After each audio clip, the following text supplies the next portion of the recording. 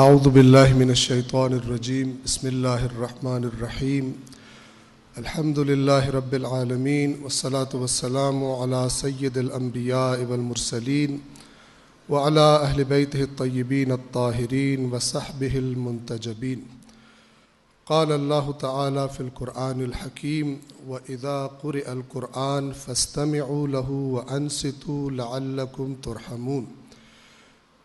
اللہ تبارک و تعالی قرآن کریم میں ارشاد فرماتا ہے کہ جب قرآن مجید پڑھا جائے تو غور سے سنو اور خاموشی اختیار کرو تاکہ تم پر اللہ کی رحمت ہو، اللہ کی رحمت کے مستحق قرار پاؤ.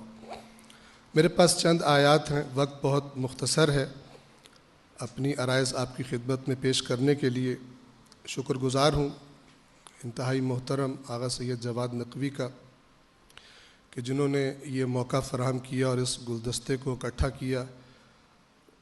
ایک مرتبہ جب ایران میں تھا تو اخبار میں ایک خبر پڑھی، رہبر معظم انقلاب اسلامی آیت اللہ العظمیٰ خامنائی، انہوں نے یہ فرمایا کہ اگر آج کے دن رسول اللہ دوبارہ ہمارے درمیان آ جائیں تو میرے خیال میں جو سب سے پہلا کام وہ کریں گے وہ اس بکھری ہوئی اپنی امت کو اکٹھا کرنا ہے. سب سے پہلا کام اور سب سے بنیادی کام. آج مسلمانوں کی مصیبتیں اور مشکلات غیروں کی طرف سے آنے والی، دشمنان اسلام کی طرف سے آنے والی، دشمنان نبوت کی طرف سے آنے والی. کشمیر میں آپ دیکھ لیں، یمن کے اندر آپ دیکھ لیں، شام کے اندر آپ دیکھ لیں. جو دشمن کر رہے ہیں وہ تو کریں گے، جو ہمیں کرنا چاہیے وہ ہم نہیں کر رہے.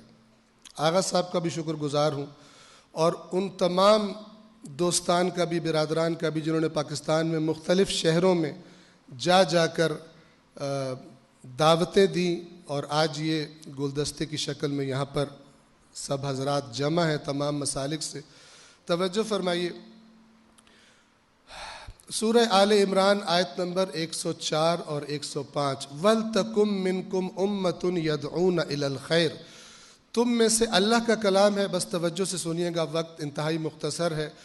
تم میں سے ایک امت، ایک گروہ ایسا بن جائے، وہ کیا کرے؟ یدعون الی الخیر، خیر کی طرف دعوت دے.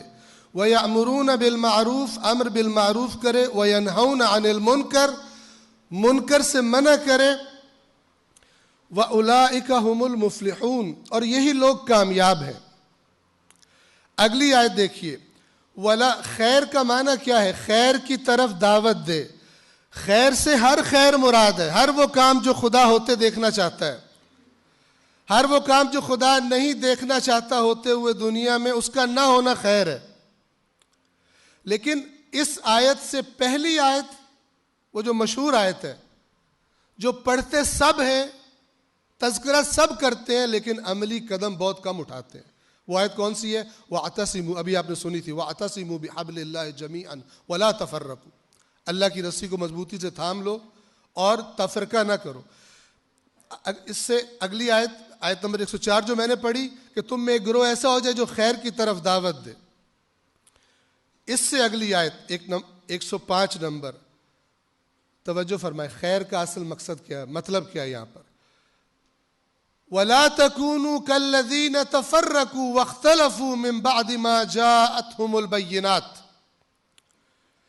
اے مسلمانوں، اے قرآن پر ایمان رکھنے والوں، ان لوگوں کی طرح نہ بننا جنہوں نے بینات اللہ کی طرف سے آ جانے کے بعد، واضح چیزیں، واضح بنیادیں جن پر متفق رہنا تھا، ان کے آ جانے کے بعد تم نہ ان کی طرح بننا جنہوں نے تفرقہ کیا اور اختلاف کیا.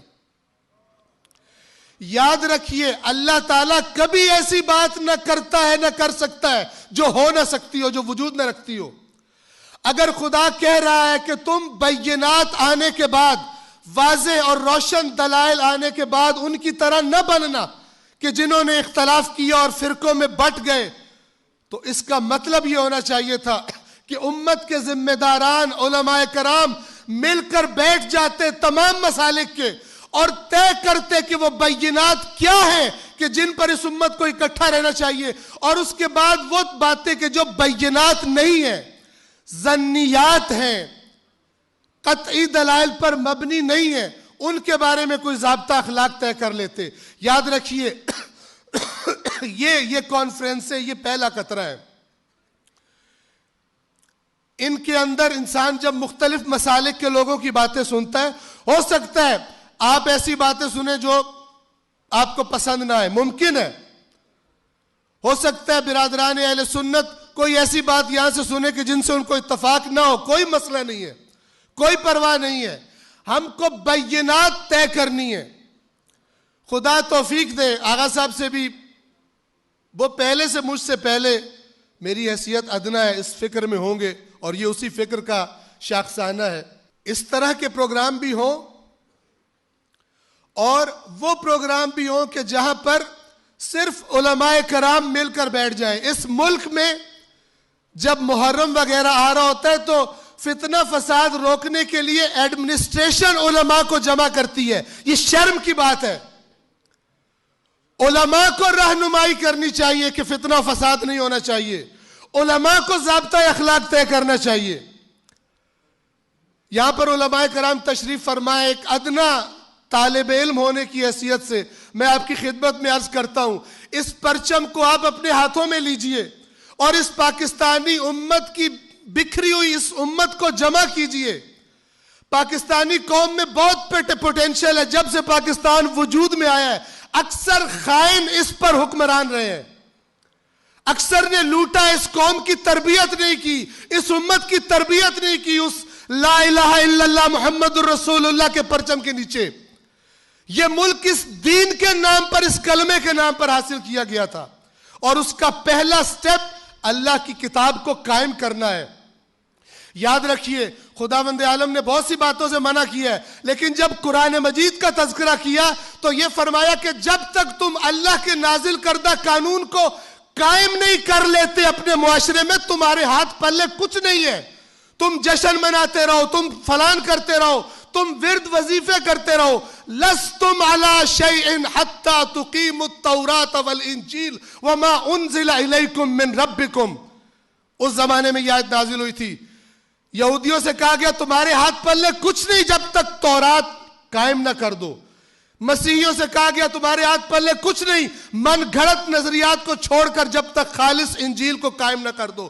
اور مسلمانوں کو قیامت تک کہا جا رہا ہے کہ تمہارے ہاتھ پلے کچھ نہیں ہے جب تک آیات قرآن میں بتائی گئی بینات جس طرح خدا نے بیان کی ہے اپنی نمک مرچ کو سائیڈ پر رکھ کر اس طرح قائم نہ کر دو۔ اقبال کا شعر یاد آتا ہے مجھے کہ بعض لوگوں نے قرآن مجید کے ساتھ اتنی ظلم و زیادتی کر دی ہے کہ عام بندہ اگر قرآن پڑھے تو جو کچھ اس نے سنا ہوتا ہے اپنے علماء سے اس کو لگتا ہے وہ اور دنیا تھی، یہ اور دنیا قرآن کی۔ علامہ اقبال فرماتے ہیں، فارسی کا شعر ہے، زمن بر صوفی و ملا سلامی کہ پیغام خدا گفتند مارا۔ میری طرف سے صوفی اور ملا پر سلام کہ انہوں نے اللہ کا پیغام ہم کو سنایا ہے۔ ولی تعویل شان در حیرت انداخت خدا و جبرائیل و مصطفیٰ را۔ لیکن انہوں نے اس قرآن کی ایسی تعویلیں کر دی ہے کہ اللہ بھی حیران ہے، جبرائیل بھی حیران ہے، مصطفیٰ بھی حیران ہے کہ ہم جو قانون دے کر آئے تھے اس قانون کو ایسا توڑ پھوڑ کا شکار کیا انہوں نے۔ کوئی عام بندہ قرآن پڑھتا ہے اگر غلطی سے پڑھ لے تو اس کو لگتا ہے کہ جو میں پچھلے 30-40 سال علماء کرام سے سن رہا تھا وہ اور بات تھی، وہ اور وادی تھی، یہ اور وادی ہے۔ وہ پھر جب کسی کے پاس جاتا ہے قرآن کو لے کر کہ آپ نے یوں فرمایا، قرآن میں یوں لکھا ہے، تو وہ کہتے ہیں تیری اوقات ہے قرآن پڑھنے کی۔ میں باتیں بہت ساری کرنا چاہتا تھا لیکن وقت کم ہے۔ یہ جو ہے نا ولا تکونوا، یہیں پہ بات کو ختم کروں گا۔ ولا تکونوا، ان کی طرح مت بننا، ہم بن چکے ہیں۔ ہم خوش نہ ہو اپنی حالت پر، اللہ کی کوئی پارٹی نہیں ہے، کوئی رشتہ داری نہیں ہے۔ پچھلی قوموں پر بھی بنی اسرائیل کو کہا کہ ہم نے فضلناکم علی العالمین، تمہیں ہم نے عالمین پر فضیلت دی ہے، اب ہمارا رسول آیا اسے مانو جس کے تم انتظار کر رہے ہو۔ جب نہیں مانی ضربت علیہم الذلۃ والمسکنہ ولن تجد لسنت اللہ تبدیلا. ذلت اور مسکنت دیکھ ماری گئی ان پر کیونکہ انہوں نے موسیٰ کا اصلی پیغام بھلا دیا تھا. انحراف شدہ تحریف شدہ دین پر عمل کر رہے تھے اپنی مرضیوں کے. اللہ جو عزت دیتا ہے وہ عزت چھین بھی لیتا ہے. آج دیکھیے مسلمانوں کی کیا حالت ہے. ہمارے اپنے بھائی کشمیری بھائی کیا ہو رہا ہے ان کے ساتھ, کیا کر رہے ہیں ہم؟ ہے جرم ضعیفی کی سزا مرگ مفاجات.